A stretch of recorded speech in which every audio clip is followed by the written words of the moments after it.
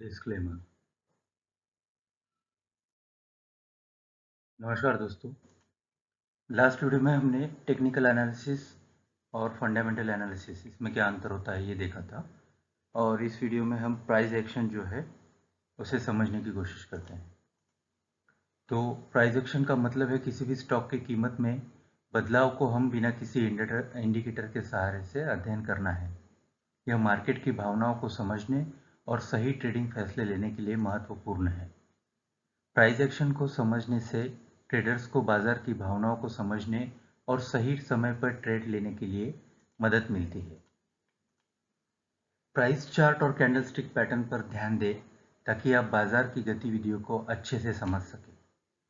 कभी-कभी बहुत सारे इंडिकेटर्स पर निर्भर रहना गलत हो सकता है, या फिर जो सही मौका है उसको हम चूक सकते हैं।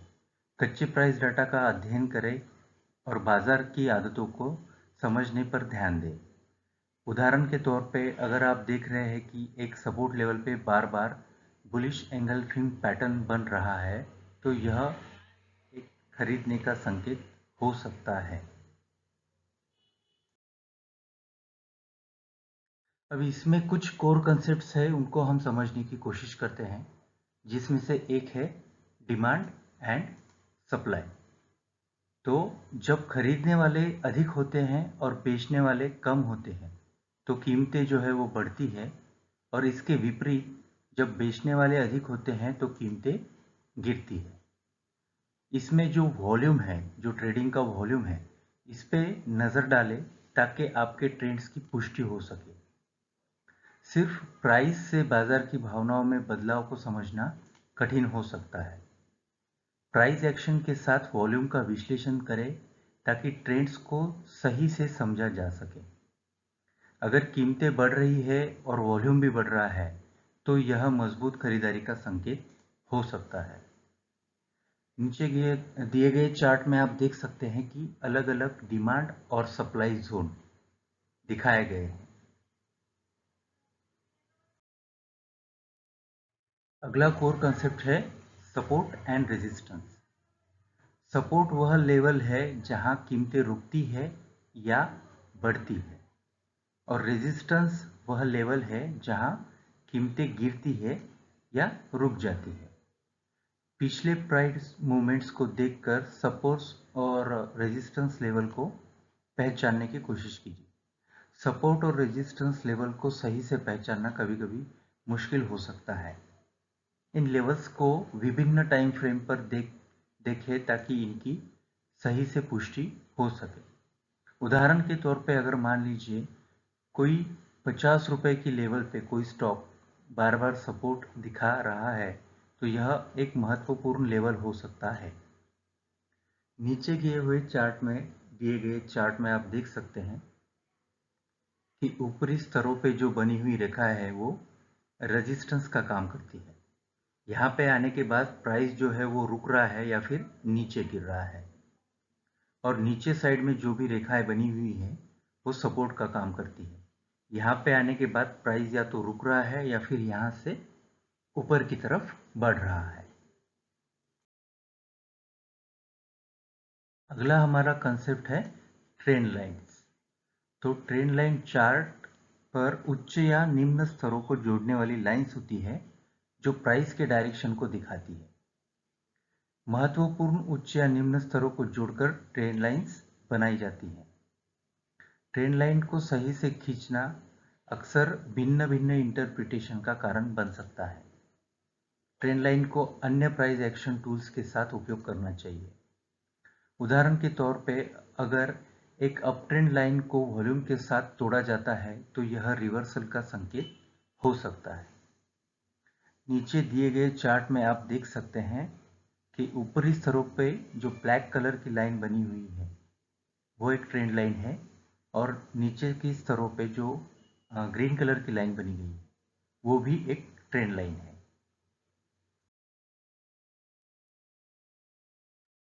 अगला हमारा जो कोर कंसेप्ट है वो है कैंडलस्टिक पैटर्न।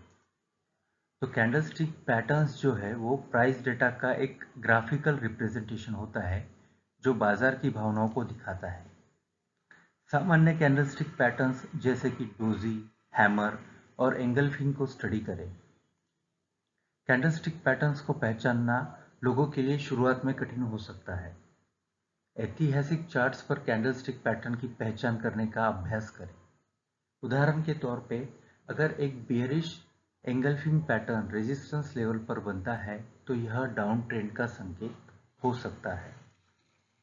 नीचे दिए गए चार्ट पे आप देख सकते हैं कि अलग अलग तरह के कैंडलस्टिक पैटर्न्स जो है वो बने हुए हैं, जैसे कि बुलिश हरामी या फिर बुलिश एंगल्फिंग या फिर बियरिश हरामी, बियरिश एंगल्फिंग।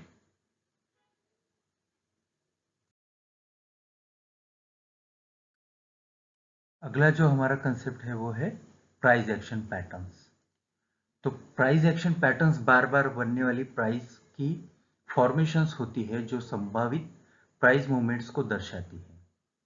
सामान्य प्राइस एक्शन पैटर्न्स जैसे head and shoulder, double top या फिर डबल बॉटम को पहचानें। सही और गलत पैटर्न्स को पहचानना कभी कभार मुश्किल हो सकता है। प्राइस एक्शन पैटर्न को अन्य तकनीकी विश्लेषण के साथ मिलाकर देखें। अगर हेड एंड शोल्डर पैटर्न बनता है तो यह डाउन ट्रेंड का संकेत हो सकता है। नीचे दिखाए गए चार्ट पे आप देख सकते हैं कि डबल टॉप, डबल बॉटम, इनका कैसे फॉर्मेशन हो रहा है। अगला हमारा जो कोर कंसेप्ट है वो है ट्रेडिंग साइकोलॉजी। तो ट्रेडिंग के दौरान इमोशंस को नियंत्रित करना एक महत्वपूर्ण काम होता है। हमें एक डिसिप्लिन्ड ट्रेडिंग प्लान बनाना चाहिए और इसका पालन करना चाहिए। डर और लालच हमें इम्पल्सिव निर्णय लेने पे या फिर डर और लालच में आके हम इम्पल्सिव निर्णय ले सकते हैं। तो इसके लिए रिस्क मैनेजमेंट तकनीकों का उपयोग करें और स्टॉप लॉस ऑर्डर सेट करें ताकि आप डर या लालच में आके कोई इम्पल्सिव निर्णय ना लें।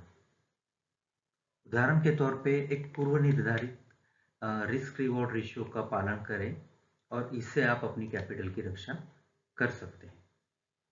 आजकल मार्केट में जैसे आप चार्ट पे देख रहे हैं, अलग अलग तरह की साइकोलॉजी जो रिलेटेड इंडिकेटर्स भी अवेलेबल होते हैं जो मार्केट में फियर एंड ग्रीड यानी डर और लालच की जो संभावना है वो दिखाती है कि आज मार्केट में कितना डर है या फिर कितना लालच है।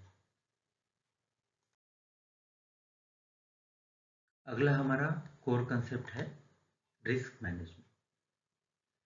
तो ट्रेडिंग में संभावित नुकसान को कम करने के लिए आपको रणनीतियां बनानी है।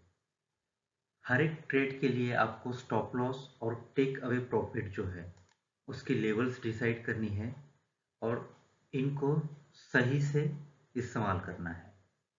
सही स्टॉप लॉस और टेक अवे जो लेवल्स है उनको निर्धारित करना कठिन हो सकता है क्योंकि कभी कभार आपने जहाँ पे स्टॉप लॉस आया है वो स्टॉप लॉस मार्केट ले लेता है और उसके बाद में फिर वहाँ से जो भी आपने ट्रेड प्लान किया है उसी डायरेक्शन में मार्केट जो है वो आगे बढ़ जाता है। तो इसके लिए सपोर्ट और रेजिस्टेंस लेवल का उपयोग करें और रिस्क मैनेजमेंट जो है इसकी पैरामीटर्स जो है आप इसे सेट करें। उदाहरण के तौर पे हाल के सपोर्ट लेवल के नीचे स्टॉप लॉस ऑर्डर लगाना संभावित नुकसान को सीमित कर सकता है। अगला हमारा कोर कंसेप्ट है ट्रेडिंग स्ट्रेटेजी डेवलपमेंट।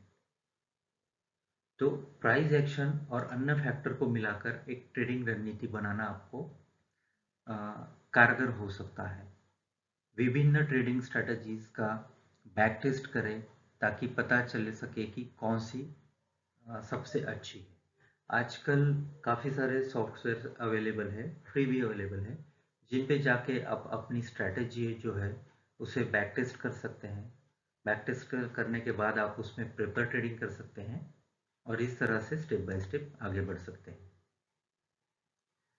एक लाभकारी ट्रेडिंग स्ट्रैटेजी विकसित करने में जो है वो समय लग सकता है। एक साधारण प्राइस एक्शन आधारित रणनीति से शुरू करें और इसे धीरे धीरे सुधारें, इम्प्रूवमेंट करें।